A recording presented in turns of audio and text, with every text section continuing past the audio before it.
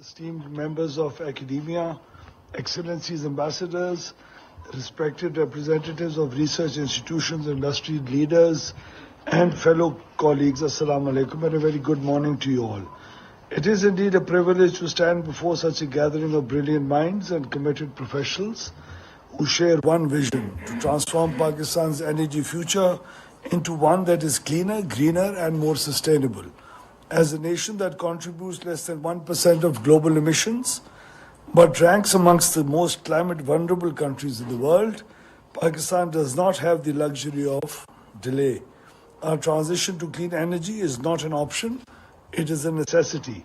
Although I have a different point of view, I think we should be investing more into how to mitigate the risks of disaster that Pakistan is struck by every year in terms of watershed management and infrastructure on the water side, because that is playing havoc with us, rather than investing into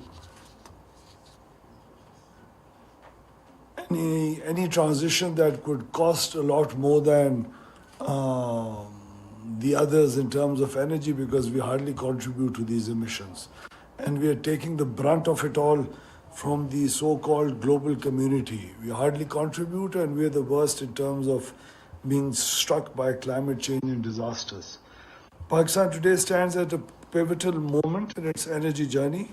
We are fully cognizant of the global energy to decarbonize, and as a responsible member of the international community, Pakistan has set ambitious clean energy targets. By 2030, we aim to achieve 60% of our electricity generated from clean and renewable sources. Progress is already underway. Our national grid now carries approximately 2,000 megawatts of wind power and 800 scale solar. In addition, distributed generable project, a remarkable impact. We are not through this revolution. Pakistan has already gone through the revolution of distributed renewable energy being inducted into the system. Net metering alone contributes around 7,000 megawatts. Although I would love to change the regulations on net metering and make it more affordable for the entire grid. And it's also a fact that non-metered solar adds more capacity than that. Over 10,000 megawatts of hydropower continues to play a vital role, further strengthening the clean share of energy mix. This is a journey of steady but determined steps. And while challenges remain, our commitment is firm to make renewables the backbone of Pakistan's energy sector. Yet the path ahead is not without obstacles. The intermittency of solar and wind resources challenge the grid stability, demanding backup generation, storage solutions, and better forecasting. The cost of integrating these technologies alongside the need for new infrastructure adds a lot of pressure to an already financially constrained power sector in our country. Pakistan faces unique difficulties. We have inherited circular debt, outdated distribution networks, poor visibility due to limited smart metering, and governance weakness in the distribution sector. Together, these factors make our clean energy transition more complex than in many other countries. But within these challenges lie opportunities to innovate, reform, and reshape our power sector. To meet these challenges head on, we are undertaking bold and comprehensive reforms. We are strengthening governance by introducing independent boards in distribution companies to ensure professionalism and accountability. We've already harvested 1/3 of the losses that our distribution sector used to make 1 year ago in just 1 year. So bringing down our losses from over 580 billion rupees to about 400 billion rupees just because of these measures. We are seeking to privatize the distribution companies in order to bring in efficiency. Our digitization agenda is advancing rapidly with smart meters and advanced metering infrastructure being rolled out. These tools are not merely for billing accuracy, they are about visibility, monitoring and control, about managing our distribution networks more efficiently, and most importantly, about enabling the integration of a higher share of renewable energy. Net metering regulations are being refined to encourage even greater consumer participation in clean energy generation in a manner which is healthy for the grid. This focus on distribution is absolutely deliberate, as distributed solar is increasingly being connected at this level, and we must ensure our power distribution system is ready for it. In the reform process that Pakistan is going through, for the first time in our country's history, the much long awaited CTBCM, or the competitive markets, have been initiated and launched. January next year, January 26, in the next 3-4 months, we will be witnessing the end of procurement of power by the government. No more procurement by the government. The competitive markets and the competitive suppliers and the users of power would be trading power amongst themselves. No obligation of the government. So we'll have an open competitive market in place with the start of the first auction in January. Whatever is being auctioned out through the wheeling process, we are expecting that because of the price advantage, all new induction in the near future would be based on renewable energy. For the first time in our history, Pakistan has authored the first IGSEP and the first transmission plan overlaid onto each other and have actually proposed it to the regulator for approval, which translated into more than 7,000 megawatts of surplus power that we were going to buy and burden you, the consumers of this country, for the next 5 to 10 years. We have reduced the power purchasing price for the next 10 years by over 4 trillion rupees.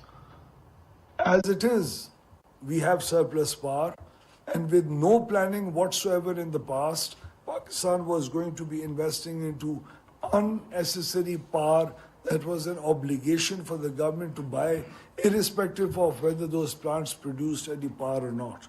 So the first IGSEP and the transmission plan has been already approved by the cabinet and has been sent to the regulator for approval.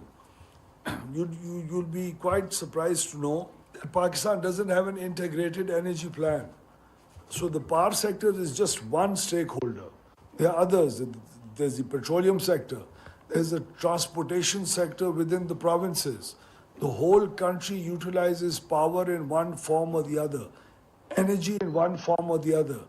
Either it's from fossil fuel-based energy, or whether it's renewable, or it's hydropower. There is no integrated energy plan that Pakistan has.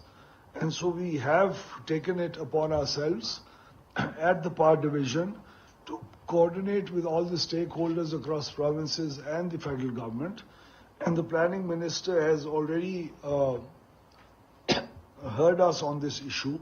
And so Pakistan, we would be proud in the next year and a half or so to have the first integrated energy plan authored, and then all the policies would evolve and emerge from that authored energy plan. That's much required for the country. Pakistan doesn't even have a long-term transmission plan. Transmission plans are based on the input given by the distribution companies and the networks below. It's a bottom-up approach. We don't have a long-term transmission plan. So we work on 3-year and 5-year planning. We don't have a 20-year transmission plan on the basis of which you keep changing your goalpost in the middle and you set the course to be corrected enough to reach the optimum level of transmission. So we are actually in the middle of doing that all. Yet the path ahead is not without obstacles. The intermittency of solar and wind resources challenges grid stability. You know, last year in about February, Pakistan's national demand came down to 6,000 megawatts. We almost had a blackout. With the amount of distributed solar energy coming into the system, the demand went down to 6,000 megawatts and the grid went unstable. And there was hardly anything we could do about it. But then we tried to put into place some measures that ensured grid stability at that point in time. So what happens then? Unless we are well prepared enough to plan out such events, Pakistan would not be a very dependable and reliable, Pakistan would not have a very dependable and reliable grid. The cost of integrating these technologies alongside the need for new infrastructure adds a lot of pressure to an already financially constrained power sector. Pakistan faces unique difficulties. We've got circular debt, outdated distribution networks, etc. At the Ministry of Power, we firmly believe that innovation is the cornerstone of Pakistan's clean energy future. Infrastructure alone will not suffice. We need smart solutions, advanced forecasting, storage technologies, and digital integration. To drive this vision, we have established the Power Planning and Monitoring Company. This has happened for the first time in Pakistan's history. The first ministry to adopt the model is ours. We did this in the past 18 months. So there used to be a politician like me, head of the ministry, with the secretary of our ministry, the senior most representative of the bureaucracy at the ministry. Then we used to have additional secretaries, joint secretaries, deputy secretaries. And then we used to have these consultants come in, some funded by the World Bank, some by the ADB, some by GIZ, and others.